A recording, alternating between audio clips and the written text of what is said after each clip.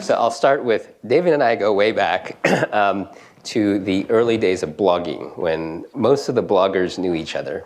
And we would link, and we were coming up with trackbacks, and then sort of corporate, I think it was mostly America, corporate America figured it out and started to try to turn the blogosphere into sort of a corporate marketing machine. And David and a few of his pals got together and wrote this thing called the Clue Train Manifesto, which was a bunch of the bloggers trying to explain to these marketing people that the web was, this thing was about conversations. It wasn't about marketing. It wasn't about any of these paradigms that they had before. It had a huge impact on me and I think the blogosphere, and it was a very prescient document that even when I go back today, I wish that more people had adhered to that. And then he wrote a book, another great book called Small Pieces Loosely Joined. You will start to see that his book titles start to become sort of really great images on themselves, but a lot of people just read the book title and figure that that's all they need to read, but actually the book goes on to, because Small Pieces Loosely Joined is kind of how I imagine the web, but the book is really about how the web is kind of a weird place and why do we feel comfortable there. The next book, which was also a wonderful book, is Everything is Miscellaneous, which again, very great title. You can be kind of reductionist and sort of, oh, okay, I get that, what that means. But it actually was a lot more about how the world gets, once it's knocked in a bazillion pieces, how do we think about how to order that. And then Too Big to Know, again, another book where you could, oh, okay, I get that, what that book probably means. But it was really about how knowledge is moving from books to networks. And I think, did you do this when you were at the library? Yeah, so this is really kind of, I think, inspired by some of the work at the library. And I think Everyday Chaos is also inspired by some of the open library work that David did. And I'm not going to give this one away because he's going to talk about Everyday Chaos. And it's not, and again, Everyday Chaos sounds a little bit pedestrian, but it's far from pedestrian, and it's quite deep and maybe controversial to some. So I'll let David present some of his views, and then we'll have a conversation. Thank you, Joey. I think I need to turn on my microphone.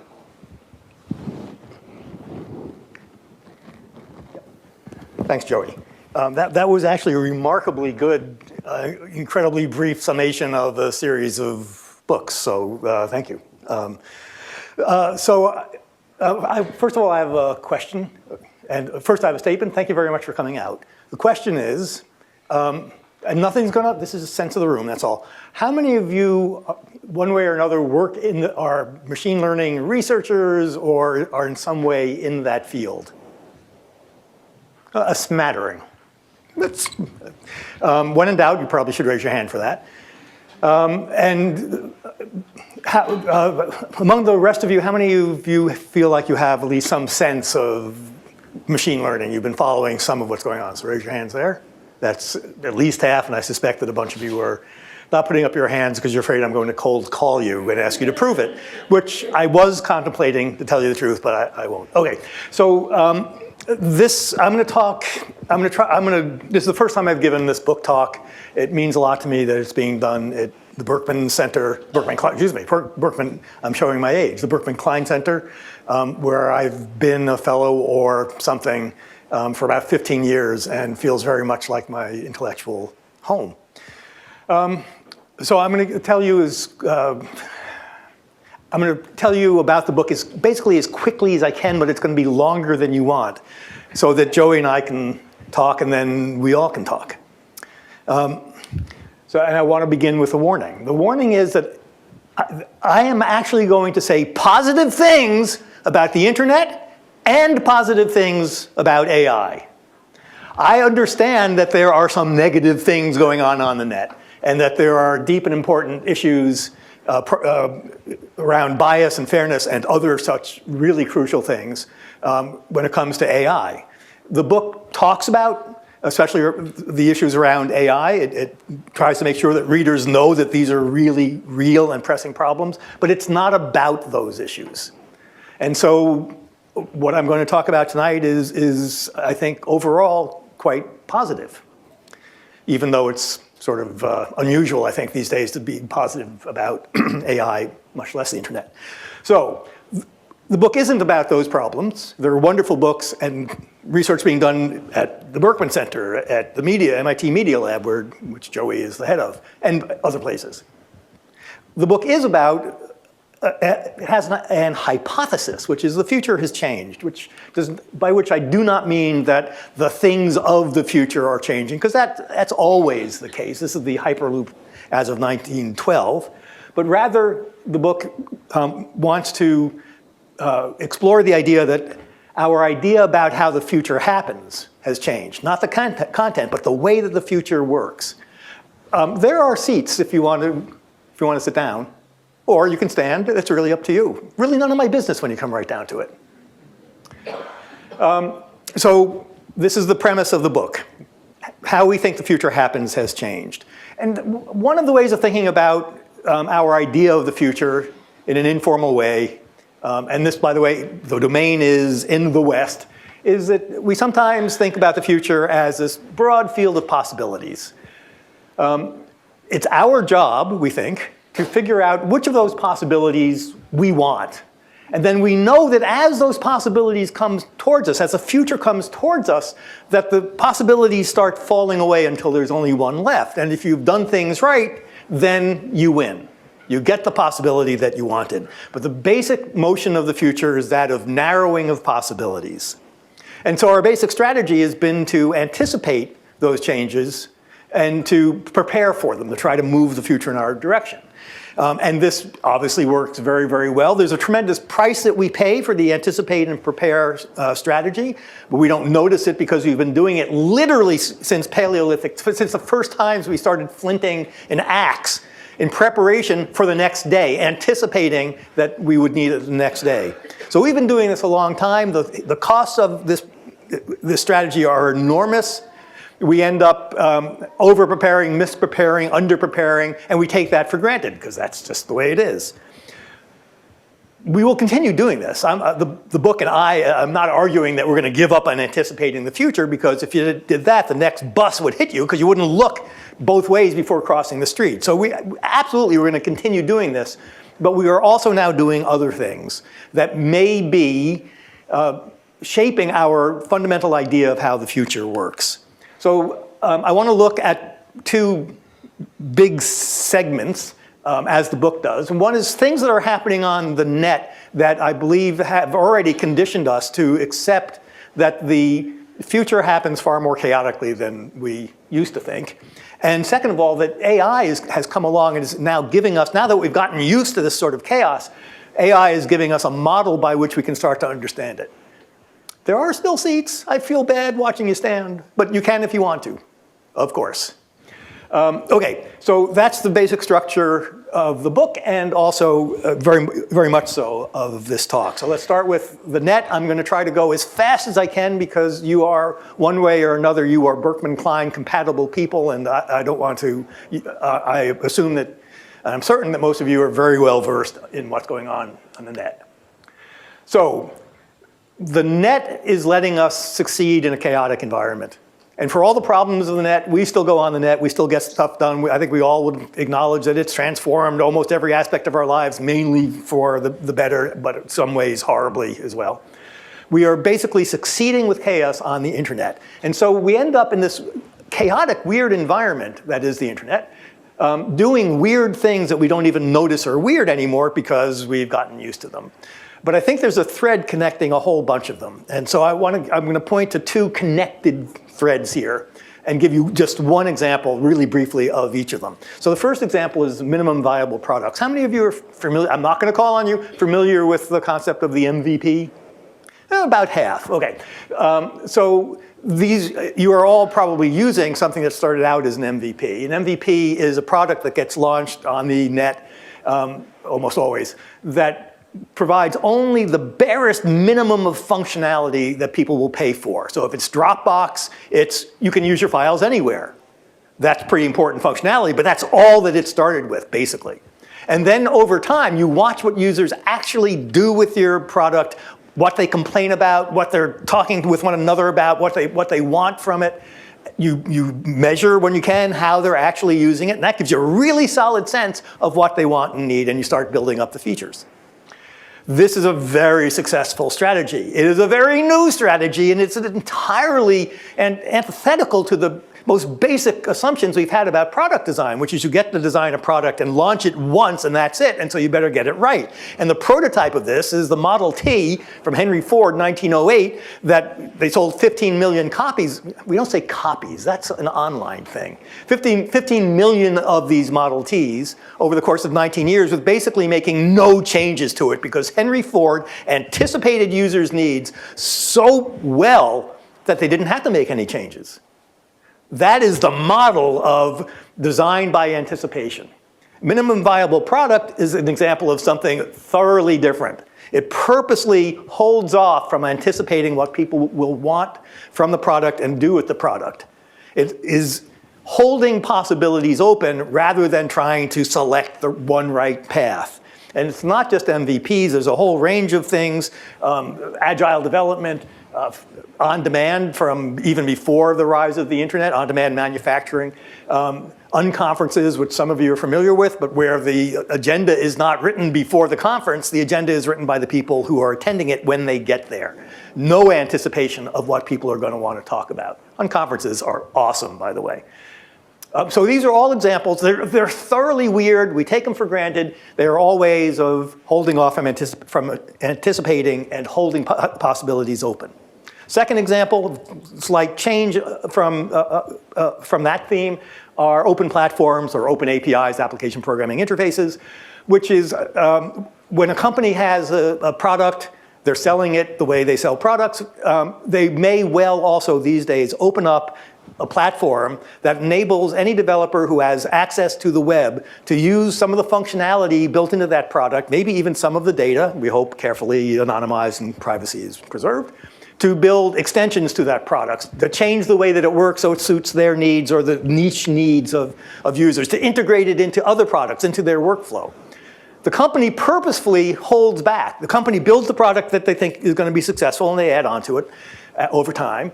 But they also open up these platforms because they recognize, the company recognizes that it cannot anticipate all the uses to which this product might be put. All of the niche uses, for example, which even if they recognize they couldn't afford to build.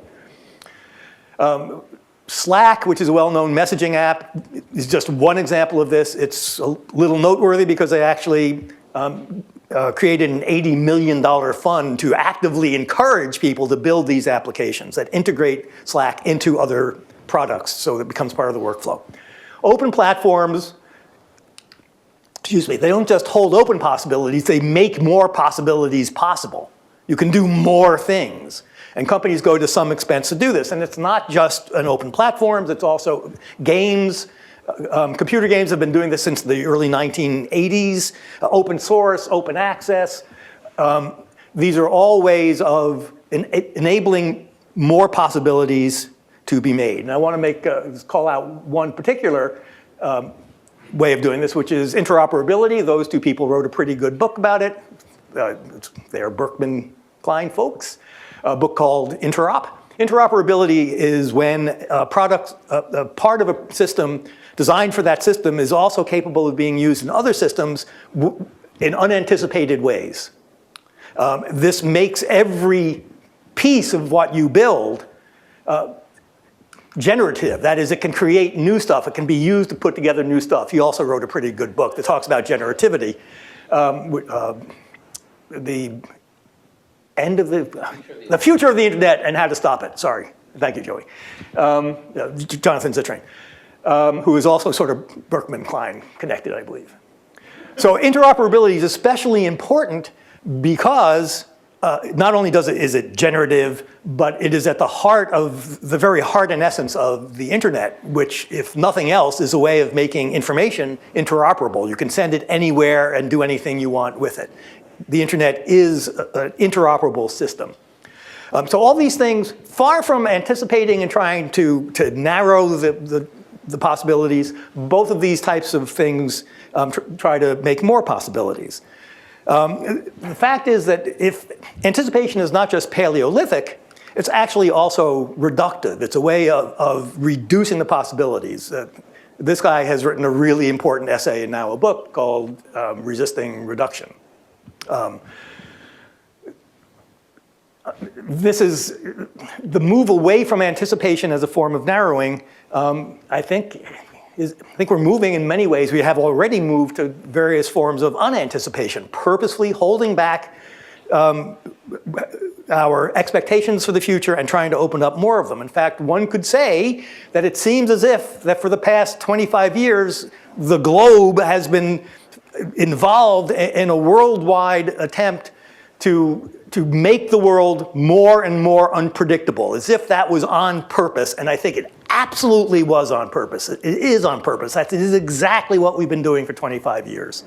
Everything we can to make the world more unpredictable, which means we are, in effect, reversing the flow of the future. It's not time travel, but rather than seeing it as a narrowing, we now also frequently bend our efforts in order to open it up. And so one might say that the imperative has become, in companies, in other organizations, in our individual lives, in our social groups, to make more future. So if the internet, so that's part one. If the internet has changed our practice in ways that affect how we think the future works, then AI is reframing it. And this is the hypothesis of the book. And when I say AI, I mean, as I think many people do these days, they actually mean machine learning. So I'm going to try to explain machine learning in a moment. But let me tell you one of the premises going forward, which is, if it is the case that we understand ourselves through our technology, and we have done this historically, and I think pretty clearly it has. So we only started feeling under pressure and like we need to let off steam during the steam age. And very rapidly in the 1950s, at the beginning of the information age, we suddenly we experienced information overload. We could feel the information tingling through us and feeling made dizzy by it. We worried about it. It was a thing.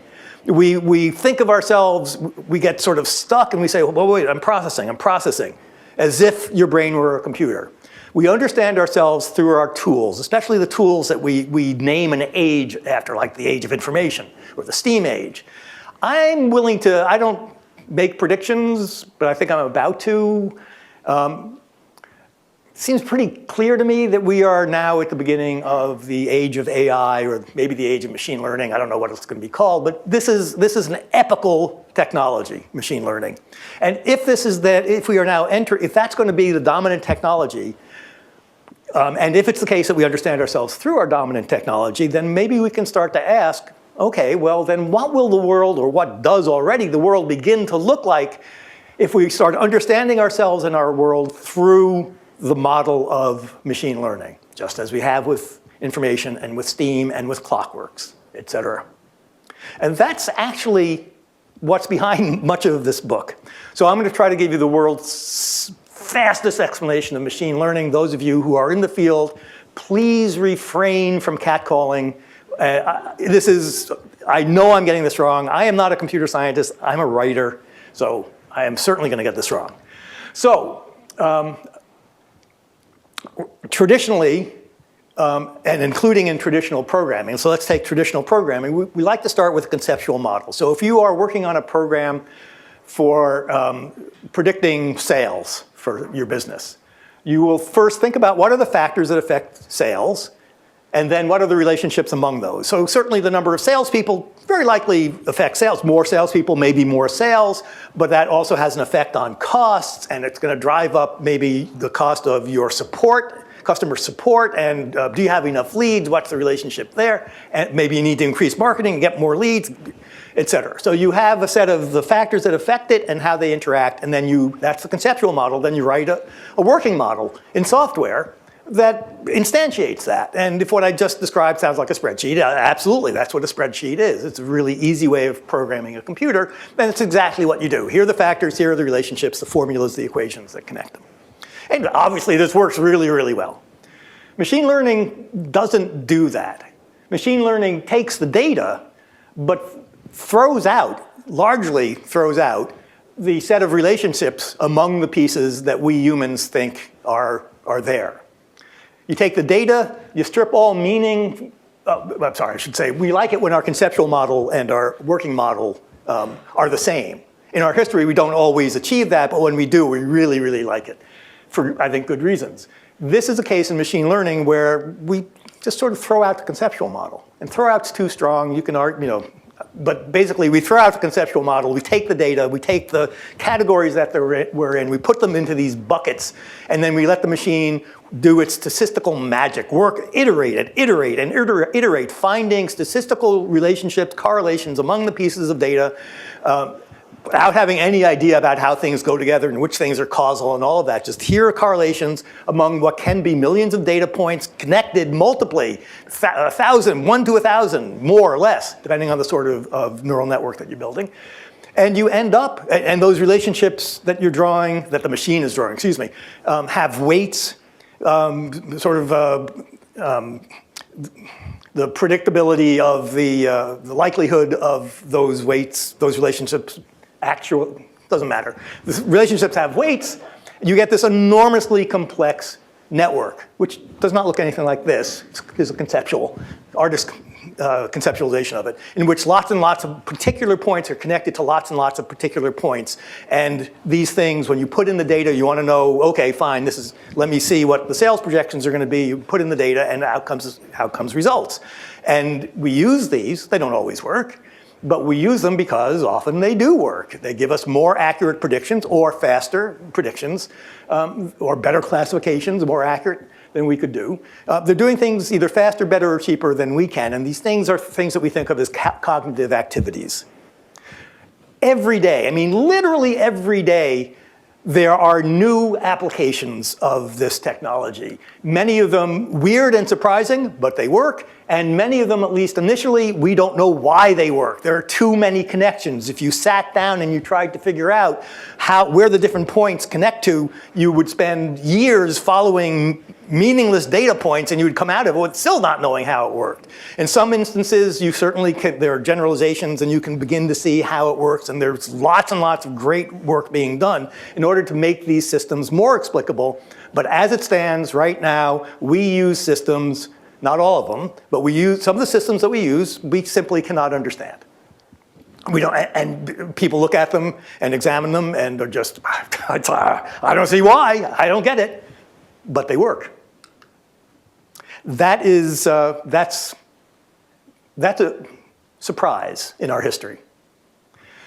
We have these things work, we use them, we're getting tremendous benefit, we are at the beginning of a spurt of innovation, but it comes at a price. It's a wrenching change. It is giving us a new model of models, which for me, and for the book, is the important and interesting thing. The types of models that it builds are different from the sorts of models that we build for ourselves. The sorts of models that we traditionally build for ourselves are, old meaning now, we like it when we have general principles. We can say, okay, here's the general principle about how a business works or how anything that we're modeling works. Here are the general principles.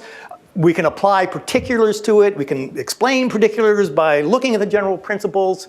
We can predict on that basis. Those general principles are understandable. We understand them. That's how we use them. And at least a part of us says, it's the general principles. That's where the truth is. That's the truth. The rest of it is just sort of data. It's transient. You feed it in. The permanent truth, that's in the principles. In these new models, it's really not like that. It's a connection of particulars. These particulars are connected complexly and densely and delicately, so a small change in one of them can cause a gigantic change, a ripple effect, a butterfly effect, if you will. And at least some of them we don't understand.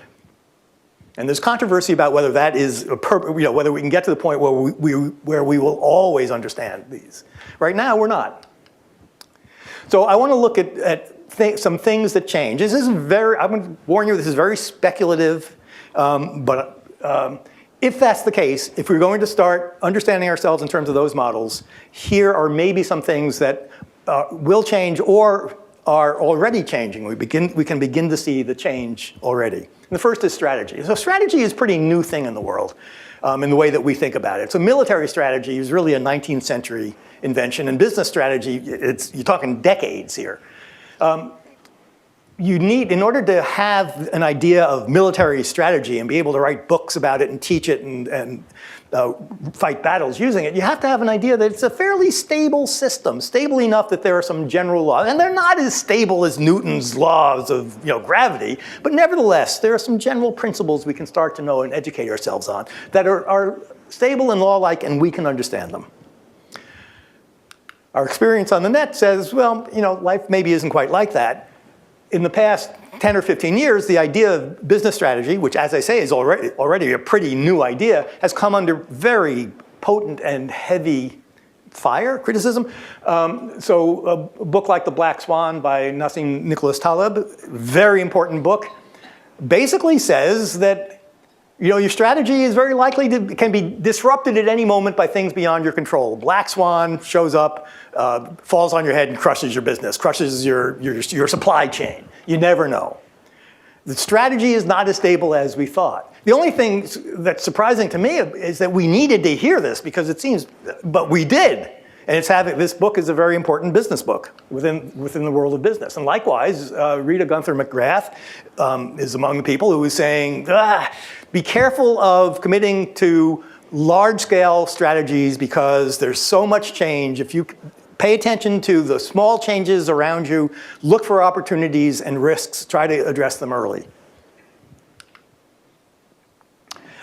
Some people have started calling this a type of approach, being wary of big, thunderous strategies, minimum viable strategy. I actually thought I invented that, and then I Googled it. And I did not invent that term, but I like it. This also, I think, helps explain why we hear such ridiculous terms from the Valley that we all find ridiculous, like disruption and pivoting and run fast and break things. So I'm not advocating for the language. Nevertheless, the fact that this is the language of the Valley tells us something about the nature of strategy, that it has changed. That these things can be talked about as strategy is really, really weird. It indicates perhaps that we are moving away from this a little bit. This is inessential, but I'm going to say it anyway. So Plato is the first one who explicitly distinguishes strategy from tactics. And what he means by tactics is what we pretty much would call logistics. What he means by strategy, the go-to example, the analogy that he uses in order to explain this in the first instance, are musicians who are making up tunes, improvisation. Not exactly our idea of strategy, but I think we're seeing indications that we actually are going back to that notion of strategy. So the second thing that maybe changes, we may already see changing, is decision making, where our model has been, our image has been, well, you're at a crossroads. You've got two choices to make, which is hugely reductive. Or maybe it's 5, or you have 10 options, but you've already done the work of narrowing the future down to a literal handful of options. And then in a large environment, the person at the top makes a decision, and we consider that activity to be quite heroic. There are no spoilers here, okay? It's just Jon Snow, no comment, but it's a heroic activity. We know that corporate hierarchies in the middle of the 19th century were invented. One of the explicit reasons they were invented was to limit the flow of information, because the person at the top of a large corporation can't know everything, and so you need a set of lieutenants who will reduce at each step the amount of information, and they're competent and they reduce it to what one person can decide. And that works if you think that decisions are best made by reducing and throwing out as much information as you possibly can. These days, when the web started and people were worried about information overload, I mean, that was the topic for like 15 years, from the middle of the 1990s to at least the beginnings, the early 2000s. This was the topic. Information overload is going to destroy us. And I don't know about you, I have not heard anybody complain about information overload in, I'm going to say, a few years. I hear other complaints all the time about information, that people aren't getting the right information, there's fake news, these are serious issues, of course. But the desire that I see all around me is people who feel like they're not getting enough information. I think we have gotten acculturated to what we used to think of as information overload. which I'm going to say I think has an effect and is actually a healthy thing. So if you want to if it's the case that we need as much information as we can so that we can make smaller scale decisions, strategic decisions, then the same is true for decision making. Well, in fact, I was just redundant. So we see organizations that are moving consciously towards distributed decision making, where the local expert gets to make the decision because she's the one who knows the most. That's what makes her the local expert. And if the local expert can't decide, then you escalate it. And you keep escalating it if you have to until you get to the top. And so this is very much the Wikipedia model. So I'll use the founder as the example. Where'd he go? OK, there he is. Jimmy Wales, who has said that by the time a decision gets to him, if it works its way up the Wikipedia hierarchy, and Wikipedia absolutely has a hierarchy, then that means the entire community was unable to resolve this question. And if that community unable to resolve it, it's very likely because it's not a resolvable question. The two sides are equally, the pro and the con are equally balanced. And so Whale says that in most instances, when it gets to him, it means his job is simply to toss a coin, because he is not a local expert. He does not know as much about 18th century French literature as the local expert does. So by the time it gets to him, coin toss. And this guy has said something very similar. That often when the decision gets to him, it's gone up through an administration of experts. Very likely, just there's no way to decide. So that's not always the case. I'm sorry, I don't mean to say presidents always flip the coin. Sometimes wish that was the case, because then 50% of the time we'd be getting good results. But sometimes that is the case. And it takes a certain modesty as a leader to say that. It's not heroic to be the coin flipper, even though that's exactly, in some instances, what you should be. OK, the next thing that changes are explanations. So let's say you are on a back road, you're driving, you get a flat, you want to know what happened, you look, and yep, OK, there it is, nail. That's a really good explanation of a flat. But it's a particular type of explanation. It's a very common type, which is a sine qua non, which is there but for the nail. Except for the nail, you wouldn't have gotten the flat. Perfectly good explanation. I'm not arguing against it. All I want to say is it's not the only sine qua non in this situation, because you were on that road because you were late and it was a shortcut. If you hadn't been late, you wouldn't have hit the nail. If you hadn't swerved to miss the bunny, you wouldn't have hit the nail. If metal were softer than rubber, you wouldn't have gotten a flat. If pointy things didn't penetrate better, you wouldn't have gotten the flat.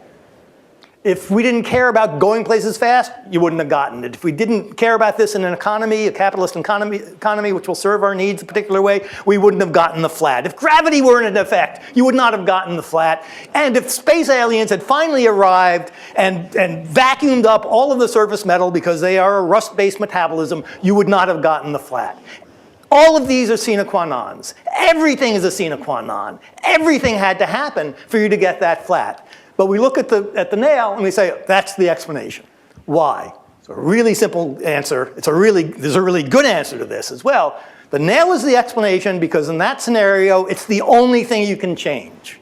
You can't get rid of gravity. You can't go back in time and say, OK, I'm going to run over the bunny and not get the flat. You can't do those things, nor should you. But you can take the nail out.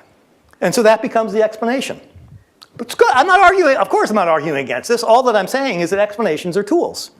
They are not always the best tool, despite what some regulators seem to think. And they always hide more than they reveal. And I'm pretty sure I'm going to regret saying always, because you should always regret saying always. But I'm going to stick with it. This type of explanation hides more than it reveals. It's fine. It's a tool. It's what we need from it. But if we are now in a position, thanks to the new sorts of models that we're experiencing, thanks to our life on the internet where we are in this chaotic environment, if we are coming to accept inexplicability not as an exception, and not as a flaw, but as a part of the landscape, and it's not a failure to understand. We understand through explanations that hide more than they make clear. If we get used to inexplicability as a part of the landscape, then we are headed for disruption on a Copernican scale. as I think we are. Because Western culture, and you remember, I scoped this only to the West.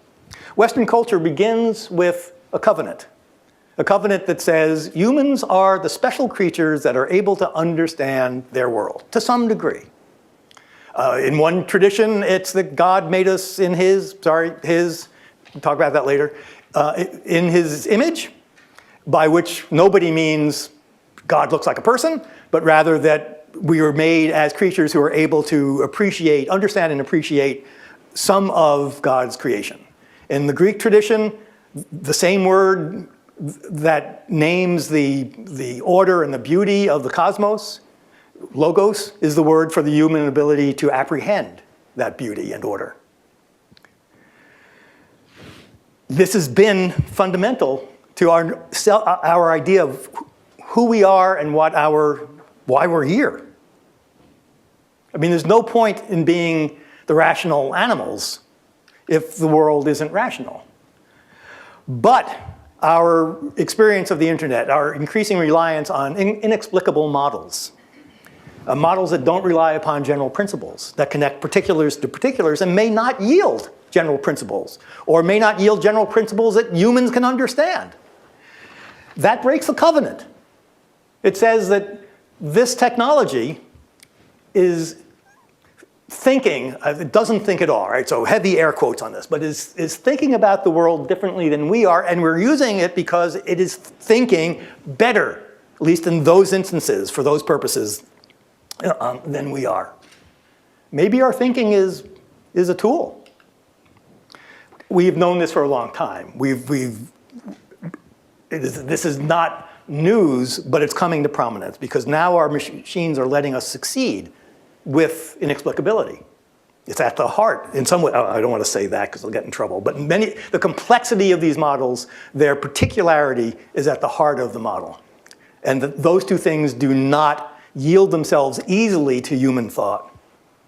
It may be that the world is more chaotic than we thought, and now we can see that because we've succeeded at it on the net and because we have technology that enables us to make predictions and classify and do stuff like that. But it's maybe less like our understanding than we thought. The universe does not owe us an explanation. And if it did, if it gave us one, we couldn't understand it.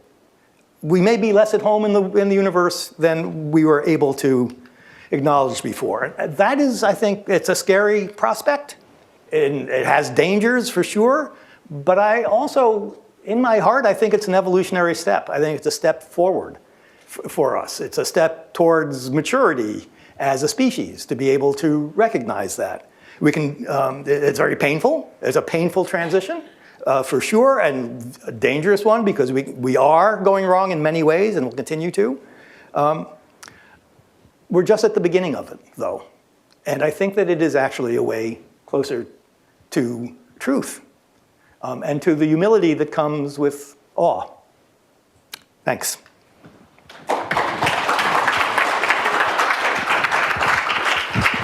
Thank you, David. So that was my 20-minute talk. So this morning, as I was thinking about this talk, I was Googling around, and I read a paper called Explanation as Orgasm by Alison Gopnik. Okay, and for those of you who haven't read it, basically it's she's a developmental psychologist, neuroscientist, and she says that as we have orgasms to induce us to reproduce, we have this orgasmic love of epiphanies, of explanation that induces us to learn. And so the reason little babies have joy when they have something unexpected happen and laugh is just because it forces us, it's a hardwiring to induce us to learn, and it's the desire for explanation at the level that we desire reproduction, and it's hardwired. So either your explanation has to give us a lifetime's worth of orgasmic epiphany that we will never have explanations, or you are going to deprive us of orgasmic explanations. But to turn this into a question, that is an awesome choice. I need to think about it. but sort of, I think we've talked about sort of different responses people have. But just so, in my book, I had this principle: practice over theory, and my faculty peers hated it, right? They said, no, it should be the opposite, theory over practice. Are you calling for the end of theory? Is that it? No, just the end of orgasms. So I think that should be okay. No. And before I respond, I you don't can want to respond to the first part too, yeah, if you want. Oh, well, or something briefly. else, yeah. There's a connection between explanations and humor and the joy of both that is ripe for exploration. I haven't read the orgasm piece. I don't want to comment on it in any serious way. So just sort of cheap shots, expressing my discomfort with the entire concept. Yeah. Although I think it sounds pretty good. So no, I'm not calling for the end of theory. I like science. All anti-vaxxers, raise your hand and then leave. I like science. I want more of it. I want evidence-based argument. But, so it's got to, we live in a world we think we live in a rule-based universe, and we do. I'm not going to, no intention of arguing with Newton, right, or any other people proposing documented universal laws. So we think about the world as consisting of, the reality is in those principles, but then we get up and we go to work. And we cross the street, and there is, even in this rule-based world, we have no way of knowing that there's going to be a candy bar wrapper over here and somebody wearing a Beyonce t-shirt over there, and that there's a red car with one light out, and that we're going to miss the light, and we're going to get to work, and the coffee's going to be warm or hot or cold, or the canister is broken, or our coworkers borrowed a cup and forgot to wash it, and she's wearing mismatched socks or whatever. Everything in our lives, everything in this room is an accident in that regard. But that's not necessarily new, right? No, it's not new. Okay. We have invested, so I'll get to the new part, right? No, you're absolutely right. We have, in the West, sort of metaphysically invested reality in what's permanent and real, which the universal laws that we are remarkably able to discover, those are the real things. All that I'm suggesting is that if our experience on the net of succeeding with chaos and cherishing chaos, and if we now have a model that in some way instantiates that, it doesn't start with rules, it may not yield rules, but it takes individual pieces and connects them in statistically useful ways, we hope. If that becomes the model of how the world works and how the future happens, then maybe we can, instead of saying mere accidents, real laws, mere accidents. Nobody ever says mere laws, mere universal laws. There's a value judgment. There's a metaphysical value judgment where we have preferred the eternal and the permanent and the laws over the experience of our own lives. And if we are able, if these changes enable us to change that weighting some, not disinvesting from the importance of universal laws, when we can find them, it's fantastic, but give more validity and importance to the accidents, the contingencies, the dust of our own lives, then that's a change. So I do buy the importance of accidents. I mean, there's a number of scholarly studies about innovation discovery that the majority of interesting things are discovered while looking for something else. So I think serendipity makes sense. But sort of the question, sort of getting back to kind of like how we live our lives, right? Because, and this gets back to the orgasm thing, which is, I have a 2-year-old, and another thing that Allison describes is that the number of hypotheses tested per minute by an infant is higher than research scientists, right? And so what's interesting is our lives are continuously hypothesize, test, learn, and that loop happens because of the love of epiphany, right? But you're not saying to give up on that. A/B testing in a way is that, right? Yeah, yes. And our addiction with causal explanations, although you kind of tease the causal part, is it about the timeline and the grandeur of the stuff that becomes, because at a micro level you agree that learning, or do you agree that learning comes from testing causal hypotheses? That's certainly a big part of it. Yeah.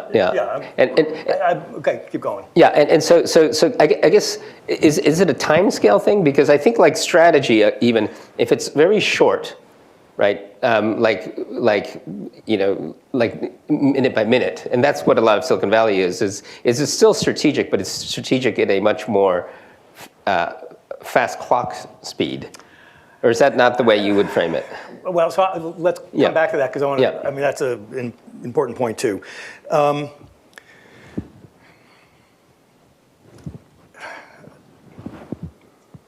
So there may well be, and I assume there are, reasons why the patterns that machine learning discovers are patterns. And it's certainly the case that the confetti that falls on the Thanksgiving Day parade, each piece is governed by causal laws. The testing of, so the reason why I sort of shrunk for a moment on the testing of causal hypotheses, although that's fine, is that there's been a line of thought over the past few decades that, let's think about at least the past few decades. Let's assume that human thinking, human reason is not aimed at truth, but at evolutionary objectives. That we are optimized, so to speak, not for discovering truths, but for surviving, for having lots of kids who then will.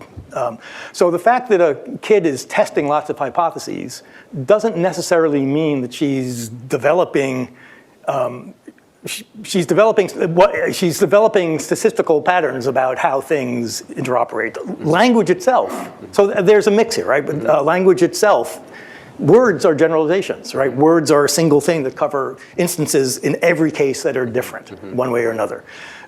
We can't survive without words. I am not suggesting that we go non-linguistically. Rather, I am suggesting that we may be in for an epochal change in the broad strokes of how we think about how the world works. Certainly universal laws, we certainly want science to continue. I'm sorry, did I terminally offend any anti-vaxxers? We certainly want science to continue. We want more funding for it. But what do we think that it's doing? What do we think that we are doing? So you can have, I think Newton certainly knew this. I think all scientists do, except the ones who are going to disagree with me, I guess. They're universal laws. The data is incredibly complex. Applying those universal laws to each little tiny piece of dust and piece of confetti is impossible. We take that for granted. That's our condition. I'm not disagreeing with that. I'm suggesting that we take that more seriously, that we take more seriously, we say that and then we turn our attention back to the universal laws and say that's what's real. Right. And we'll say, yeah, they're real, but so is the dust and the confetti. So is it like the miscellaneous thing where we focus on the stuff that we understand, but the majority of important stuff is unexplainable? Is that the way you would just say I mean, it's a distribution? Yes. And I guess, to put sort of my machine learning tussle hat on, my personal opinion is that there's an interesting battle going on, I think, between the statistical correlation machine learning people and the emerging causal people, like Udaya Pearl's Why book, right? Where, there's a famous statistician. The Book of Why. Book of Why. There's a famous statistician criminologist named Burke, who said if sunspots and shoe size correlate with crime, we should use that data. And there's definitely a fairness issue. And then there is is correlation equivalent to cause, and should we use correlation? I think the thing is that you get lazy. And I think machine learning is very good at making predictions based on correlation. And a lot of humans then stop, because it's difficult to ask causal questions. And I think you deal with causality a lot, sine qua non in your book. Are you saying that, I guess it's sort of a nuance. And by the way, when you asked me to do this, you knew that I wasn't going to throw you softballs, right? So are you saying that we should give up? Are you saying that it's going to be harder? Are you saying that we should try hard? Where are you on this kind of causal and counterfactual thing? Do you think, what are you telling us as a community to how should we deal with causality? A simple little question. So first of all, I like I think every other, at least Westerner, believes that underneath all of this there's causality. If there are correlations that keep holding and holding and holding, or sort of more rigorously tested, and Yeah, then maybe there's some causality we don't understand. It may be very indirect, between sunspots, shoe size, and crime. That seems pretty unlikely, but I am not a computer scientist. From what little I know, it sounds like, including the Pearl book, it sounds like there are good reasons to incorporate what we know about causality into machine learning systems when it makes sense. I mean, why throw all of that out? Except that doing so can turn up correlations that strictly causal analysis would miss. So, So you're saying and? Yeah. Don't throw away the unexplainable, but not give up. Yeah, and yes, and you inserted quickly the fact that there are some ethical issues here as well, and I know that you know this very well, as many people in the room do. Those are really, really serious. When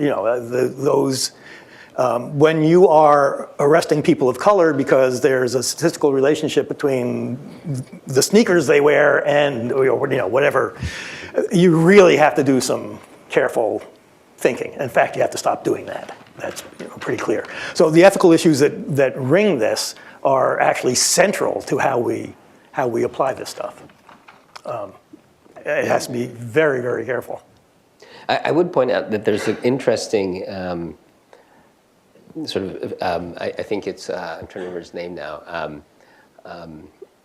Timothy Morton, a philosopher like you. I'm not a philosopher. You are? No, I'm not. Once a philosopher, always a philosopher. Nope. But he has this thing called object-oriented ontologies, and he's working with indigenous communities, because I think one of the interesting things is that a lot of climate-related issues come from a very reductionist approach and understanding of climate. And indigenous communities tend to have a more nuanced and a belief system where unexplainable but intuitively understood things are practiced. And there's, I think, an interesting movement to try to incorporate, whether it's talking about Eastern medicine or talking about the understanding of the climate by indigenous communities. So I think there's an interesting, among sort of anthropologists and philosophers, an approach to trying to bring the unexplainable into context. And I wonder,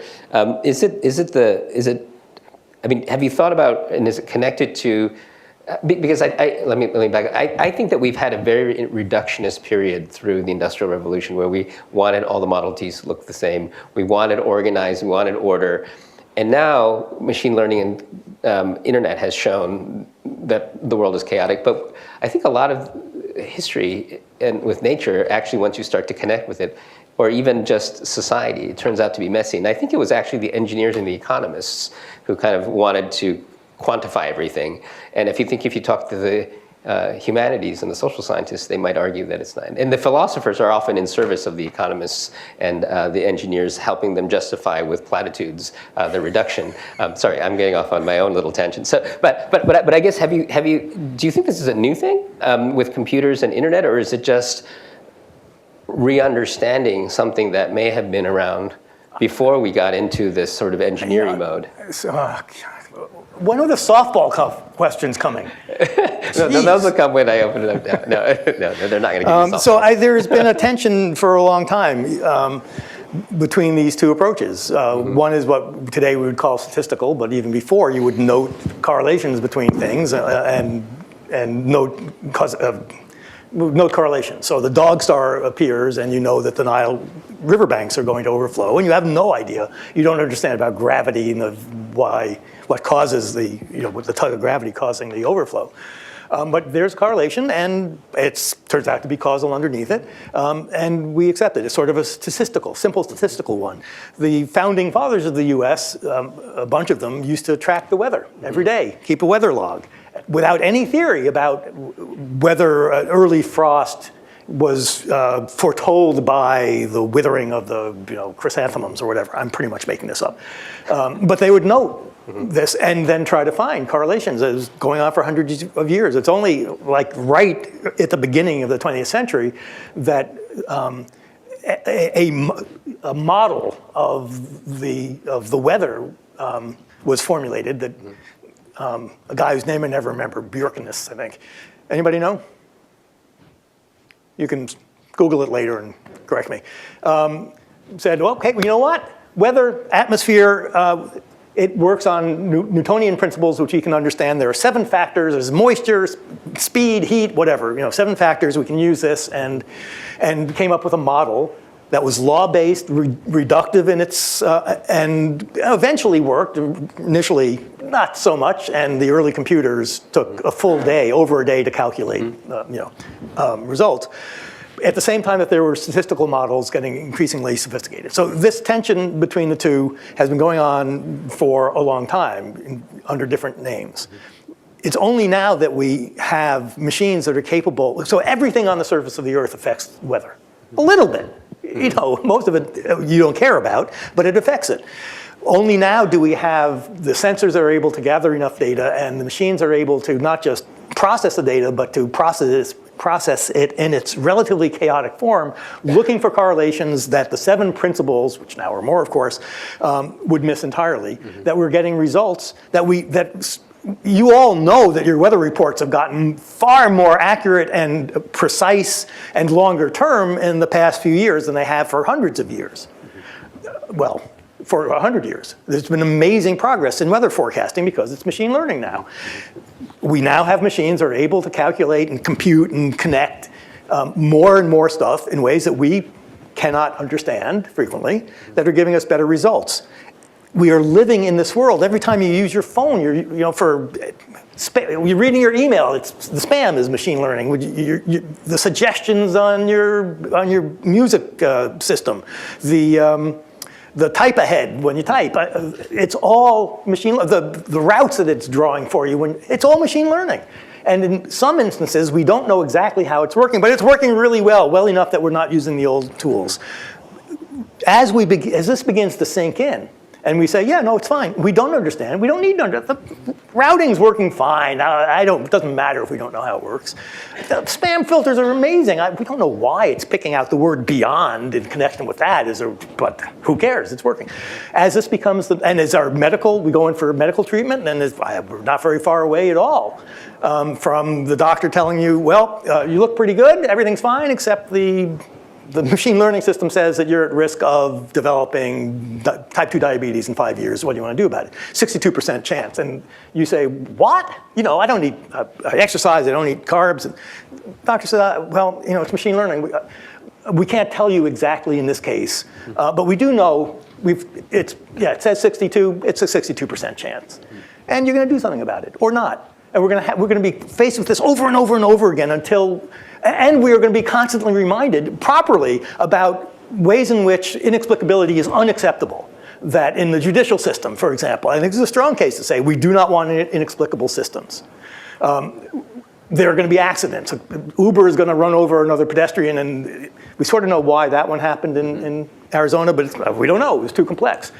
But we're going to get back in the car and let it drive us because fatalities have dropped. The standard thing to say is 90%. They drop 50%. We're going to be in the car. The planes land using computers. It's fine until they don't.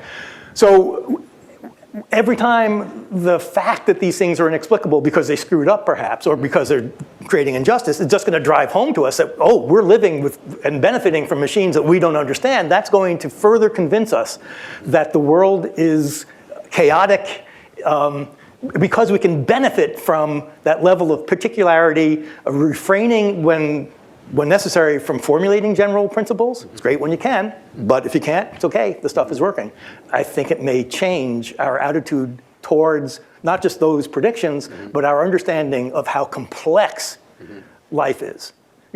Starting like in the early 60s, I guess late 50s, Silent Spring, we started to understand that there are ecosystems. It was a new notion. The word just goes back a couple of decades before that, but ecosystem, what an interesting idea. And the notion that everything is connected, we now live in. We all accept that. We understand it. We take it for granted.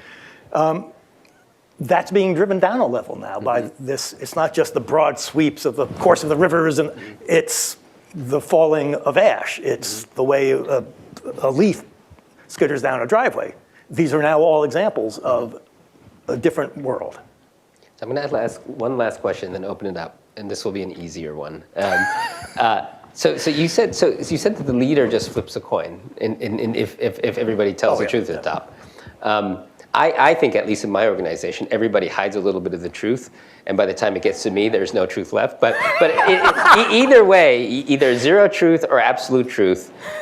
Is leadership overrated? Do we need them anymore? Should we just replace them with a coin flipper? Is that what you're saying? That's exactly what I'm saying. No, it's not what I'm saying. I think it is absolutely overrated. It's toxic in many instances. The gender politics of it by itself should make that clear. And the reaction against leadership has been going on now for a long time. And we can certainly trace it back to the hippie era, but we can go back further, and it has a long history. We both admire and love our leaders and are very, very skeptical and worried about them. So my point is, no, all decisions ought to be a coin toss. It's that decisions should be made, we need more information than ever. So rather than reducing, let's see if we can make decisions that take advantage of as much information as we can. And there's another part I didn't talk about, but I can be very brief about, which is that behind the idea of strategy, do you know the phrase, we're going to put all the wood behind the arrow? This is from, what's his name? Scott McNealy, who was CEO of Sun Microsystems, which is a computer company before most of you were born. Oh my God. And he, just talking about strategy, said, we're going to put all the wood behind the arrow, which is a phrase that sort of caught on because it is manly and it's phallic and it's just great. So we begin with orgasms and end with fallacies, you and me. Sorry, that really didn't come out right. It's a phrase that assumes that strategies, you have to reduce, it's a zero-sum game, and you have to put all of your resources behind the one thing that you choose, which makes it very high risk, of course, but sounds very impressive and doing everything possible. And this whole image, the military image of decision-making, is generally entirely inappropriate anywhere except in the military, and maybe not even there, I don't know. There's actually really interesting stuff going on in the military around leadership, which has been really one of the most enlightened groups when it comes to leadership. And it's based upon this zero-sum idea, which that you only get to choose one direction. Well, yeah, often that's the case. You've got to make those decisions. But also, increasingly now, you can go in multiple cases. You can set up an open platform and pursue many possibilities, or let the world pursue the possibilities that you can't. You can make more future. And in that situation, leadership is not is not what we used to think it was. It is far more generative. It is more about enabling thriving, enabling growth and nourishing. And I'm going to say the sorts of things that you actually do as head of the Media Lab, where you enable more possibilities. You also do a budget, which requires getting all the wood behind a few arrows. But I'm considering changing my title to custodian. That's, I think, actually what I do. You're a gardener. Yeah, I'm a gardener, yeah. Nothing wrong with being a custodian, though. No? All right. So I want to thank you. I want to open it up now. We have only about 10 minutes left, but does somebody have a microphone? Does somebody have an easy question? Way more important. So the person with the microphone picks the next person. And I have a microphone. Is it on? Okay. Yeah, I think it's on. Yeah, okay.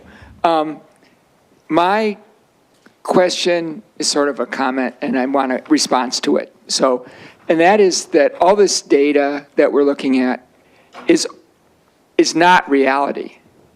It's a measurement of reality. And so it's always incomplete. And so making decisions on incomplete data is always probabilistic. So I think a lot of what we're dealing with is, as life gets more complex, it becomes more probabilistic than deterministic. So there is a determinism in it, but it's not absolute.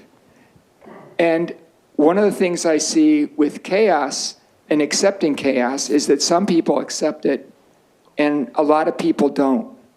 Maybe a comparable amount, maybe more, and maybe we end up with people who run countries who don't really believe in chaos, but believe in things that aren't necessarily fact-based. That would never happen. Right. So I just wondered, I'm just saying it's maybe more complicated than just that, I'm just saying there's still a reality underneath it. I'm a scientist. I'm going to admit that at first. I have this faith. I've thought about this a lot too, because I'm a little bit spiritual about it. But that scientists have faith that there's an explanation underneath everything. And they don't necessarily need to have that explanation all the time. And I've thought about this in the context of religion, and what you talked about is about indigenous people's beliefs, which are based on their data that they have, and they're sorting it together, but they don't know what's behind it. So it works over a certain time scale, but not necessarily over a different time scale. And I think there's problems with this moving forward, and Yes. It's not straightforward. I mean, we're not really dealing with it correctly yet, and it's not clear when we think we are, we're probably wrong. So what do you think about that? I'm going to hold off. I'm going to hold back on talking about spirituality. Right. I'll let Joey do that if you want. But I want to thoroughly endorse the rest of what you were saying. I don't disagree with this, but okay.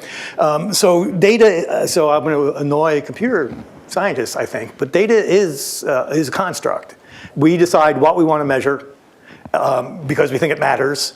And we determine how we're going to measure it and what units and how accurate we need it to be. From my point of view, and I think that I mean this pretty much literally, information is what we read off the dials that we've created to measure the stuff that we care about.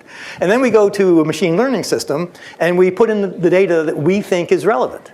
So there's human touch all around machine learning. It is not just looking out over the universe and gathering data and making its pronouncements. If it's diagnostic software, we're feeding in the stuff that we think matters.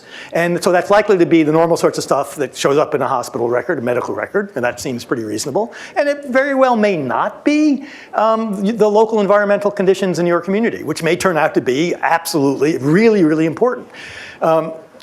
These are systems, and then we decide what we want to optimize these systems for. And that's a human decision. How accurate do we insist they be? When are we going to take their advice? Who's going to decide what the thing should be optimized for? Who's going to decide this is a useful set of data, and this is a set of data that we think probably doesn't obviously contain hideous biases, the hideous biases that human society is heir to. These systems are thoroughly drenched in the human. And so the results that we get are affected by that negatively, because we're going to miss some stuff, because we didn't realize that some factors affecting, that sneakers, shoe size does affect health or whatever. There's going to be factors we're going to miss. You see this, you have to wonder about this for weather, for example. And there are going to be factors that throw things off. These are always more human than I have made them out to be. So I'm really glad you made your comment. These are probabilistic systems, absolutely. And machine learning computer scientists, that's what they deal in. That's all they deal in is probabilities. That's what they want out of it. Every answer is probabilistic. 62% chance you're going to get type 2 diabetes in the next 5 years. I think that is a huge step forward for us, though. If we are able to start thinking, asserting with every proposition what we think the probability is, maybe not numerically, of it, then we maybe can talk together better, make more sense out of things together. Because if you don't, you just end up asserting at each other. So I actually really like the probabilistic nature of it. My profession is one that you just identified as a perverter of philosophers. I'm an econometrician. That was him. And I worry about just the machine learning that is so based in correlation. A very simple example. There was an outbreak of flus and a bad epidemic in Russia. And the peasants did a correlation. And they found that the outbreak was the worst where there were the most doctors, because they had been sent by the central authority. They killed all the doctors as a way of curing the influenza. So we teach our students that, yes, if you merely want to forecast in a short run, throw everything in and you get your correlation. but you do not know causality. You do not know how to change what's going to happen. So without theory, mere causality is useless. And I remember one professor is teaching me, knowledge without confidence is futile, but confidence without knowledge is fatal. So I do worry. You can cause chaos by depending on correlation. So that's a really important point, and I don't think there's any gainsaying it. So I don't mean to gainsay it what I'm about to say, which is absolutely, but machine learning generally is not doing those simple correlations. And so it's taking a huge amount of data, not the 5 things that we think might affect each other, like doctors and measles. It's taking, in the case of, so there's a system called Deep Patient that Mount Sinai Hospital did in like, I think 2015. It's a deep learning, machine learning thing where they took 700,000 patient records, each of which had 500 data points about, and threw them into a mix. It's deep learning, which means that it was just numbers. And it found correlations among the numbers without being told ahead of time. These are doctors, these are patients, these are symptoms, these are illnesses, these are medicines. Just numbers, it's just numbers. And it found correlations among these millions of data points that enable it to make better, more accurate predictions for some diseases than humans do, and to be able to predict with some degree, always with some degree of accuracy, the onset of diseases that humans simply cannot yet predict. And we don't know why.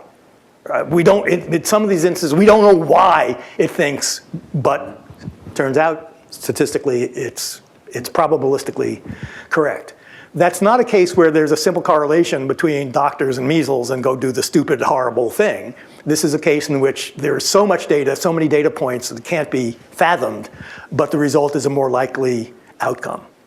But I think those edges of explainability is where science will now go to try to create those understandings, right? So I think as an exploratory tool, it's actually quite exciting, and I wouldn't want to give up looking for the causes. I do not want to give up. So any progress we can make in explicability is good. Yeah. You know, No, absolutely. and I don't think you were saying that, but I was just reinforcing that edge is very interesting. And then please pass the mic to somebody raising their hand if you have the mic. Oh, you have the mic. Okay. Please keep the mic and ask your question or comment. Thank you so much. You had mentioned about complexity, and I think you were suggesting that by having open systems, you can sort of deal with complexity because you're not prescribing something in advance. And I wanted to sort of talk about is it possible to explain something which has no cause, right? So if machine learning is using correlation, are we trying to solve the wrong problem, trying to explain something which is directly using correlation?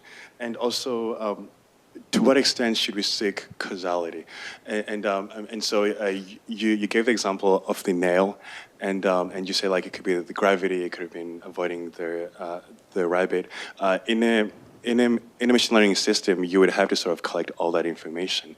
And I'm wondering, does trying to find a cause require machine learning to collect so much data? And what would the implications be of over-collecting information in order to find a cause, if a cause can be found? Well, that's another, I was asking for softball questions, and you've let me down.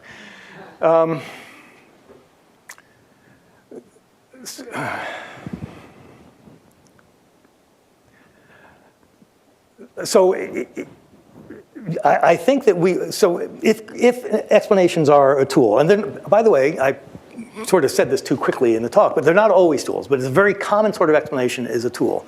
And if the explanation is, somebody says, why do you do this thing? And you say, well, because every time I do it, every time I do this, another thing happens and it works. And that's right, then you've given an explanation. That's the tool the person needed. Why were you doing it? Because in my experience, I don't have a theory, perhaps. Maybe I'm a child, but it's.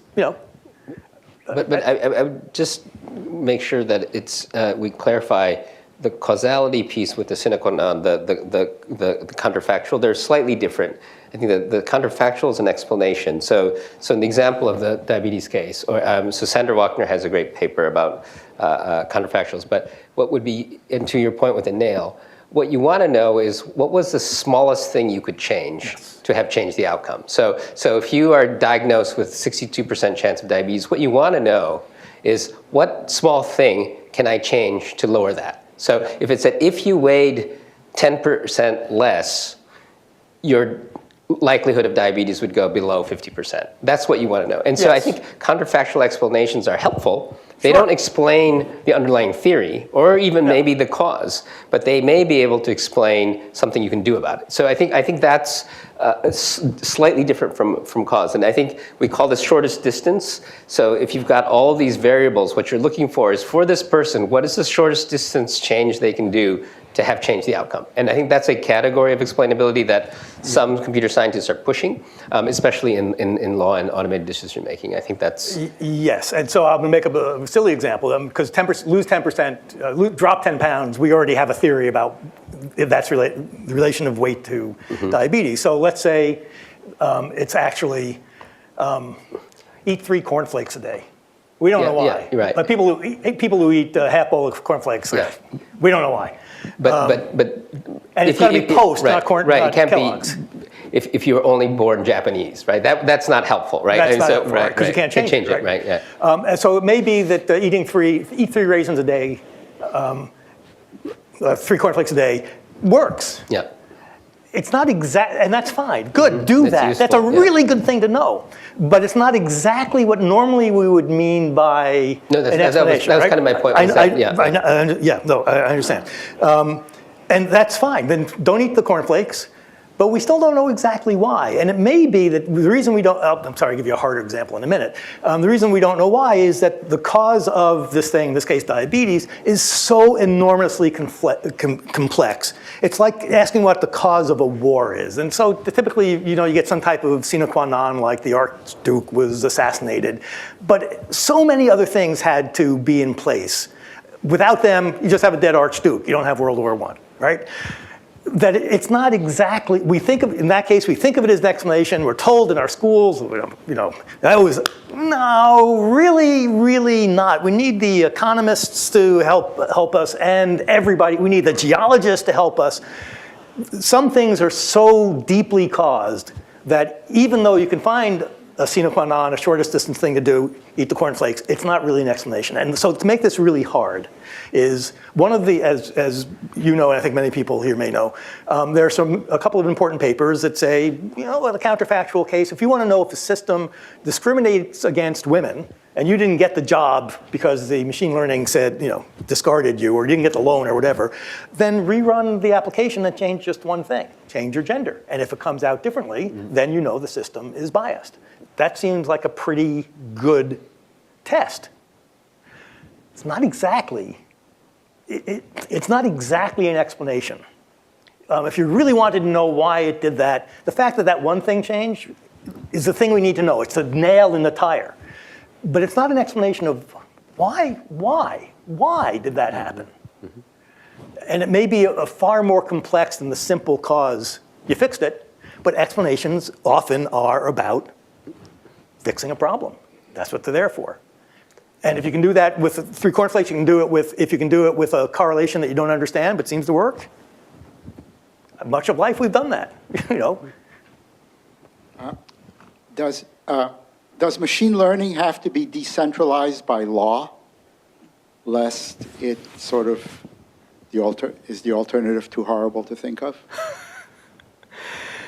So centralized machine learning would be one entity in the world that has all the machine learning, or Google has too much, Facebook has too much, Amazon has too much? Okay. So I work part-time for Google, disclosure. I'm a writer in residence for a while in the machine learning research group. And I do not speak for Google, next disclaimer. So there's a case made outside of politics, which is what political effects and social effects, which is what you're asking about, that says, if you can get machine learning systems to share their results and even perhaps share their models, you can start to knit together you can knit together systems that could give you better prediction. So we have weather systems that have what we think are weather data, but they may not, I don't know, they may not be connected to industrial information or et cetera, et cetera. And maybe if you did, you would get better predictions. I don't know enough to be able to tell you what the dangers are of doing that type of, it's distributed, but it's federated systems. I am not entitled to have an opinion. I think I would worry more about how any of these centralized owned systems are used, who's making the decisions I'll take Google, why not? Who's making decisions about what the machine learning system should be optimized for in the YouTube recommendation engine, which you could be optimized simply to get more people to click and watch more things longer, in which case it's very likely to recommend horrible, soul-destroying stuff that is addictive eye candy. And just as with Facebook, if it's optimized for maximum clicks, as it seems to be, because they get their ad money, then that seems to have some pretty bad social effects. For autonomous cars, do we want them optimized to save for comfort, to save energy, for faster speed travel, shorter travel times? There are conflicts between these different goals. Who gets to decide? And I'm not going to say anything novel when I say I agree with those who say that decisions need to be informed by the people who are affected by them, all of the stakeholders, which is a very large group of people, that those decisions have such large social effects that they should not be made, at least entirely, by commercial entities. I mean, that it seems really clear to me. I do not want the autonomous vehicle makers deciding what their cars are optimized for. Because, for example, they will be very inclined to optimize them to save the lives of the passengers in their car at any expense. And then you get a system that does not minimize the number of fatalities. It just minimizes the fatalities of people who can afford BMWs. So I think there's lots of room for regulation and for making sure that the decisions are made by the people with the input of the people who are affected, and made with societal interests in mind. I don't have great ideas about how you do that, but I'm really glad that there are lots of people working on this. And how much trouble am I in for saying that? Well, I'll take that part and send it to Larry and to Elon. But I think we're out of time. But thank you for being a good sport and the great answers, David. Thank you. Thank you, Joey. Thank you for the wonderful questions. And for